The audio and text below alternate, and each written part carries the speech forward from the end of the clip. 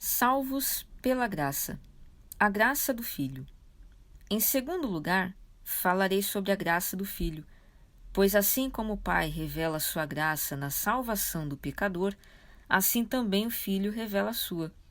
Porque já sabeis a graça de nosso Senhor Jesus Cristo, que sendo rico, por amor de vós, se fez pobre, para que pela sua pobreza enriquecesseis.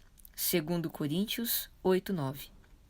Aqui podemos ver que a graça de nosso Senhor Jesus Cristo está associada à graça de seu Pai na salvação das nossas almas. Ora, nisso consiste a graça de nosso Senhor Jesus Cristo. Ele era rico, mas por amor de nós se fez pobre, para que pela sua pobreza nos tornássemos ricos. Então vamos tentar entender melhor essa condescendente graça de Cristo e o quão rico ele era, para depois buscarmos entender o quão pobre ele se fez, para que nós, pela sua pobreza, pudéssemos obter as riquezas da salvação. Em primeiro lugar, quão rico Jesus Cristo era? Ao que eu respondo, de modo geral, ele era rico como o Pai. Tudo quanto o Pai tem, ele diz, é meu. Jesus Cristo é o Senhor de todos, Deus sobre todos, bendito para sempre. O Filho não teve por usurpação ser igual a Deus, pois por ser natural e eternamente Deus como o Pai, ele não podia se despojar de sua divindade.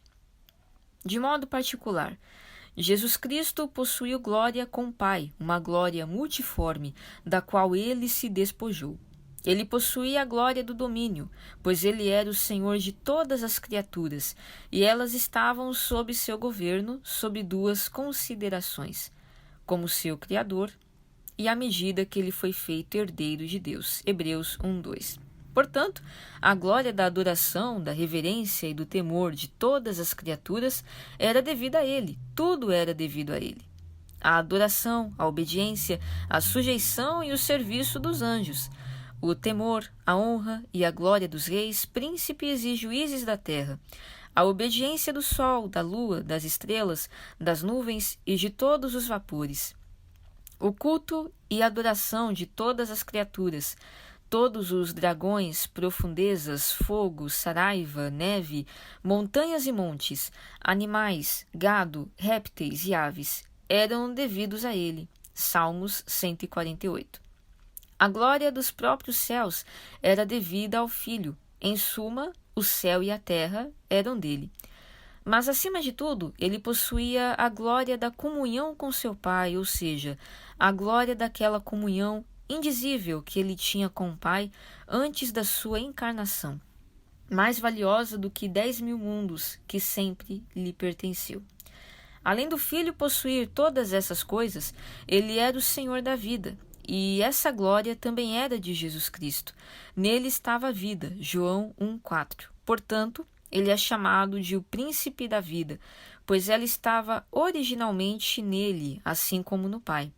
Ele deu a vida e fôlego a todas as criaturas, anjos, homens e animais. Assim como ele era o Senhor da glória e o príncipe da vida, assim também ele era o príncipe da paz. Isaías 9:6. E era ele quem mantinha a ordem e a harmonia entre criaturas do céu e as da terra. Agora consideremos brevemente estas outras coisas em particular. Os céus eram dele e ele os fez. Os anjos eram seus e ele os fez. A terra era dele e ele a fez. O homem era dele e ele o fez. Em segundo lugar, o quão pobre Cristo se fez para que nós, pela sua pobreza, pudéssemos obter as riquezas da salvação. Ele deixou o céu por amor de nós. Cristo Jesus veio ao mundo para salvar os pecadores. 1 Timóteo 1:15. Ele foi feito inferior aos anjos pelo sofrimento da morte. Quando nasceu nesse mundo, como declara acerca de si mesmo, ele nasceu como um verme, alguém sem reputação.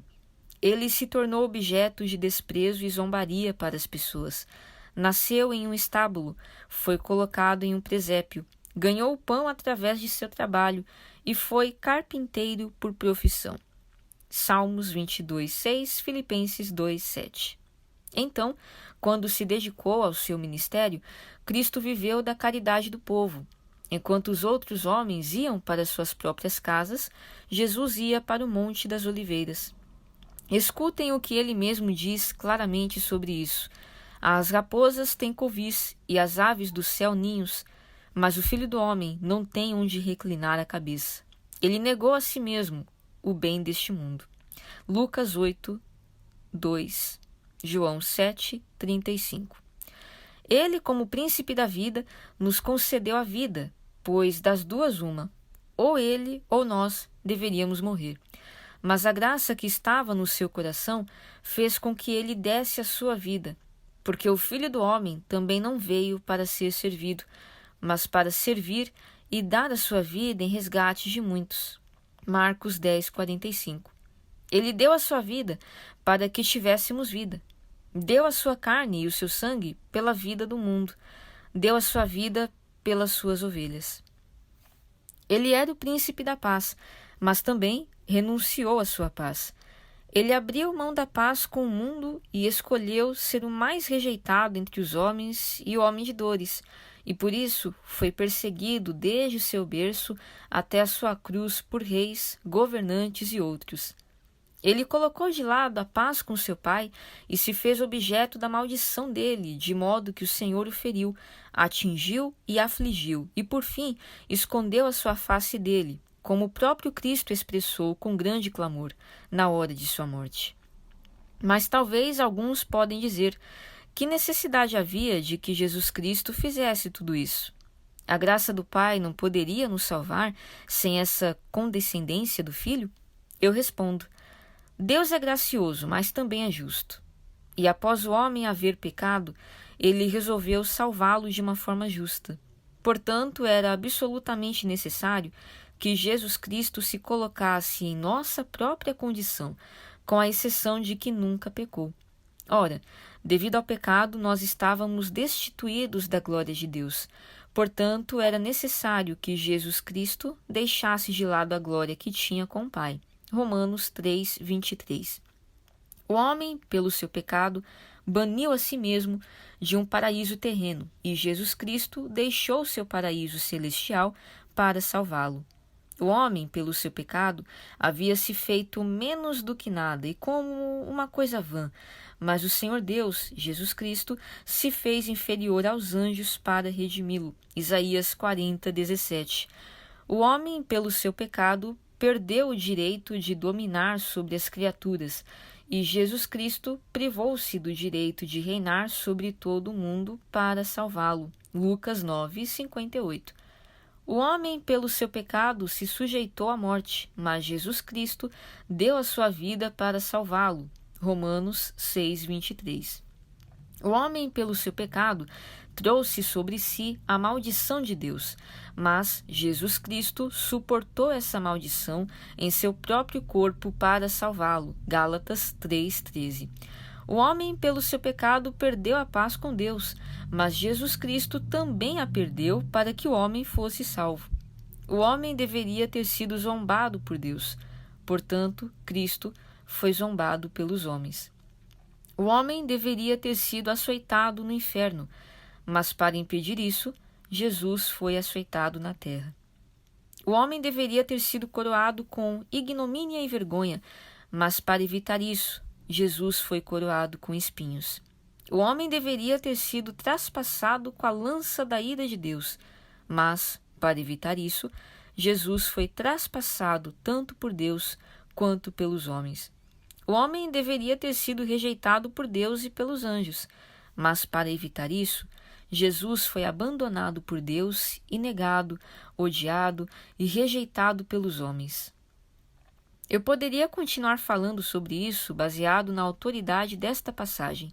Jesus Cristo, que sendo rico, por amor de vós, se fez pobre, para que pela sua pobreza enriquecesseis. Todas as riquezas das quais ele se despojou e todas as tristezas pelas quais ele passou foi para nosso bem, pois até mesmo as menores circunstâncias de sofrimento de Cristo foram necessárias nos beneficiar. Por amor de vós, se fez pobre, para que pela sua pobreza enriquecesseis.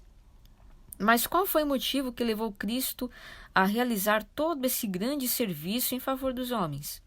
A graça que estava no coração dele, como diz o profeta, pelo seu amor e pela sua compaixão, ele os remiu. Isaías 63:9. Lemos algo semelhante em 2 Coríntios.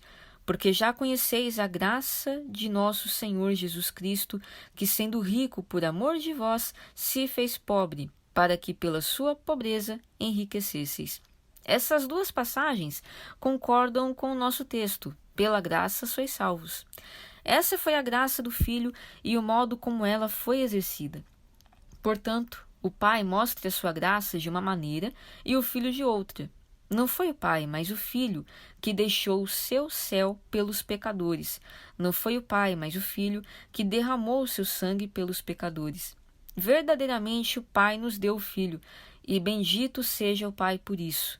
E o Filho deu a sua vida e o seu sangue por nós, e bendito seja o Filho por isso. Mas ainda não acabamos de falar sobre a graça do Filho. Ó Filho do bendito, quão grande foi a graça que se manifestou na sua condescendência. A graça lhe tirou do céu, a graça lhe despojou de sua glória, a graça lhe tornou pobre e desprezível. A graça lhe fez suportar o peso do pecado, da tristeza e da maldição de Deus, que é indizível. Ó Filho de Deus, havia graça em todas as suas lágrimas. Graça brotou junto com o seu sangue de seu lado perfurado. Graça fluiu junto com cada palavra da sua boca graciosa. Saiu graça por onde o chicote lhe feriu, por onde os espinhos lhe picaram, e por onde os pregos e a lança lhe furaram. Ó bendito Filho de Deus, aqui está a graça de fato, riquezas inescrutáveis da graça, riquezas insondáveis da graça. Graça para fazer os anjos se maravilharem, graça para fazer os pecadores felizes e graça para deixar os demônios atônitos. Mas o que será daqueles que pisam sobre essa graça e desprezam o Filho de Deus?